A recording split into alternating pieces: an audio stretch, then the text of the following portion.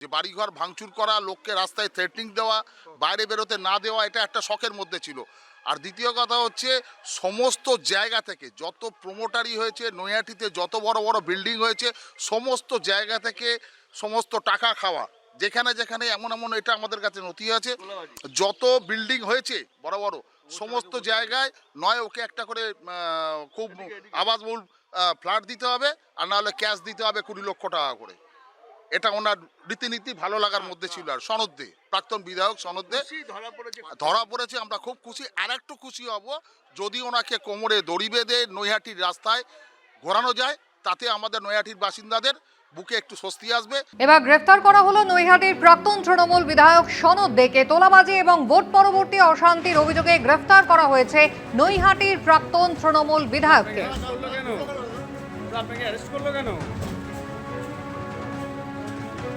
নৈহাটি প্রাক্তন বিধায়ক সনদ দে, তাকে গ্রেফতার করা হয়েছে ভোট পরবর্তী অশান্তি এবং তোলাবাজির অভিযোগে। গ্রেফতার করা হলো প্রাক্তন তৃণমূল বিধায়ককে।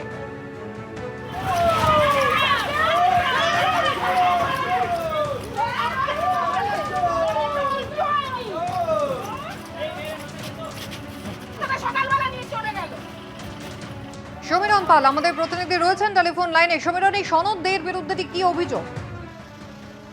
কুসুমিতা, সনদ দে অর্থাৎ নৈহাটির প্রাক্তন তৃণমূল বিধায়ক, তার বিরুদ্ধে অভিযোগ রয়েছে 2021-এ ভোট পরবর্তী হিংসা, তোলাবাজি, জোর করে জমি দখল সহ একাধিক অভিযোগ রয়েছে। সেই অভিযোগের ভিত্তিতে আজ ভোর রাতে বারাসাত পুলিশ জেলা দত্তপুকুর থেকে সনদ থেকে গ্রেপ্তার করা হয়েছে এবং তাকে নিজেদের হেফাজতে চেয়ে আবেদন জানিয়ে আজকে ব্যারাকপুর মহকুমা আদালতে পেশ করা হবে। 2021 সালে ভোট পরবর্তী হিংসায় সেক্ষেত্রে তার বিরুদ্ধে অস্ত্র আইনে মামলা রুজু করা হয়েছে, বিস্ফোরক আইনে মামলা রুজু করা হয়েছে, তার পাশাপাশি মারধর শ্লীলতাহানির অভিযোগ রয়েছে।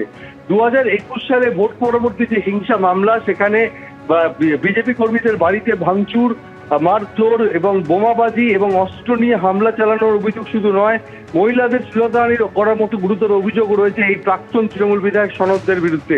এবং সনদ থেকে নৈহাটি থানার পুলিশ অন্য হয়ে ঘুরছিল। কিছুদিন আগে পর্যন্ত সনদদের নৈহাটিতে যে ওষুধের দোকান রয়েছে এবং তার পাশাপাশি তার বাড়ি, ফ্ল্যাটে তার খোঁজে তল্লাশি চালানো হয়। দত্তপুকুরে একটি বাড়িতে লুকিয়েছিল গোপন সূত্রে খবর পেয়ে আজ ভোর রাতে বারাসাত পুলিশ জেলা এলাকার দত্তপুকুর থেকে নৈহাটি থানার পুলিশ সনদ থেকে গ্রেপ্তার করেছে। নৈহাটির এই প্রাক্তন তৃণমূল বিধায়কের বিরুদ্ধে বিজেপি কর্মী নেতাদের দীর্ঘদিন ধরে ক্ষোভ ছিল এবং রাজ্যে যখন পালাবদল হয় তখন থেকে তাদের অভিযোগ যে দীর্ঘদিন ধরে বিধায়ক থাকার কারণে তিনি এলাকায় দুর্নীতিগ্রস্ত হয়ে পড়েছিলেন। নৈহাটি স্টেট জেনারেল হাসপাতাল থেকে একাধিক জায়গায় তার বিরুদ্ধে দুর্নীতিতে সরব হয়েছিলেন বিজেপি নেতাকর্মীরা। শুধু তাই নয়, নৈহাটির নবনির্বাচিত বিজেপি বিধায়ক সৌমিত্র চট্টোপাধ্যায় একাধিকবার তার বিরুদ্ধে সোচ্চার হয়েছিলেন এবং তার বিরুদ্ধে যে 2021 সালে যে ভোট পরবর্তী হিংসা, মূলত সেই মামলাতেই তাকে আজকে আদালতে পেশ করা হয়। পরবর্তীকালে তার বিরুদ্ধে তোলাবাজি, দুর্নীতি সহ একাধিক যে সমস্ত অভিযোগ রয়েছে, সেই সমস্ত মামলায় তাকে পরবর্তীকালে শোন অ্যারেস্ট করা হবে, এমনটাই পুলিশ সূত্রে জানা যাচ্ছে। এবং সনদ থেকে ভোর রাতে গ্রেপ্তার করে নৈহাটি থানায় নিয়ে আসা হয়েছে। আর কিছুক্ষণ বাদে থানার লকআপ থেকে তাকে ব্যারাকপুর মহকুমা আদালতের উদ্দেশ্যে নিয়ে যাবে। এর আগে তুমি জানো যে নৈহাটির তৃণমূল পুর প্রধান অশোক চট্টোপাধ্যায়কে গ্রেপ্তার করা হয়েছিল, তার আগে তার ছেলে অভিজিৎ চট্টোপাধ্যায়কে গ্রেপ্তার করা হয়েছিল এবং তারপরেই নৈহাটির তৃণমূল বিধায়ক, প্রাক্তন তৃণমূল বিধায়কের নাম আলোচনার মধ্যে ছিল। অবশেষে তাকে গ্রেপ্তার করলো নৈহাটি থানার পুলিশ। কুসুমিতা, ধন্যবাদ। এবিপি আনন্দ, এগিয়ে থাকে, এগিয়ে রাখে।